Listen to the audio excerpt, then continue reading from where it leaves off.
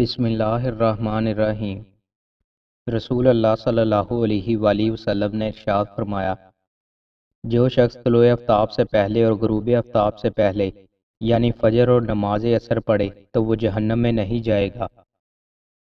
رسول اللہ صلی اللہ علیہ وآلہ وسلم نے ارشاد فرمایا، جب کوئی مسلمان شجر کاری کرتا ہے یا کاشتکاری کرتا ہے، پھر کوئی انسان یا پرندہ یا کوئی حیوان اس میں سے کھا لیتا ہے تو یہ اس کے لیے صدقہ ہے۔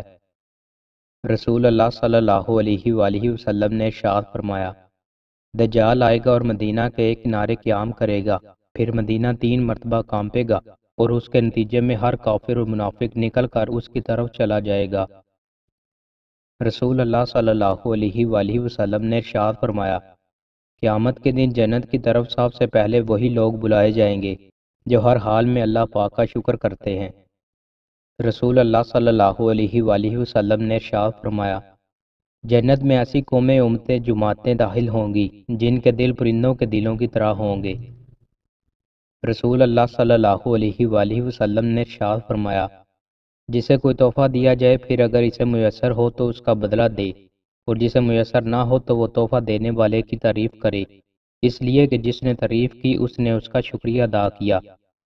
رسول اللہ صلی اللہ علیہ وآلہ وسلم نے ارشاد فرمایا، جو اللہ سے سوال نہیں کرتا اللہ اس سے ناراض اور ناخوش ہوتا ہے۔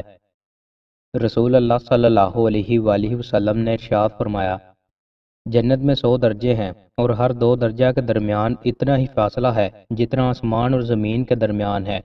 درجہ کے اعتبار سے فردوس اعلیٰ جنت ہے، اسی سے جنت کی 4 نہریں بہتی ہیں اور اسی کے اوپر عرش ہے، لہٰذا جب تم اللہ سے جنت مانگو تو فردوس مانگو۔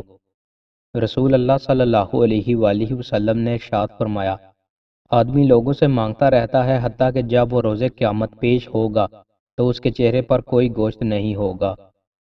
اللہ سے ملاقات۔ رسول اللہ صلی اللہ علیہ وآلہ وسلم نے ارشاد فرمایا، جس کو یہ بات پسند ہے کہ وہ اللہ تعالیٰ کو کل اسلام کی حالت میں ملے، اسے چاہیے کہ وہ پابندی سے 5 نمازیں وہاں ادا کیا کرے جہاں ان کی اذان ہوتی ہے، مساجد میں جماعت کے ساتھ۔ دوستوں، مزید اچھی ویڈیوز کے لیے ہمارے چینل کو سبسکرائب لازمی کریں۔ بہت شکریہ۔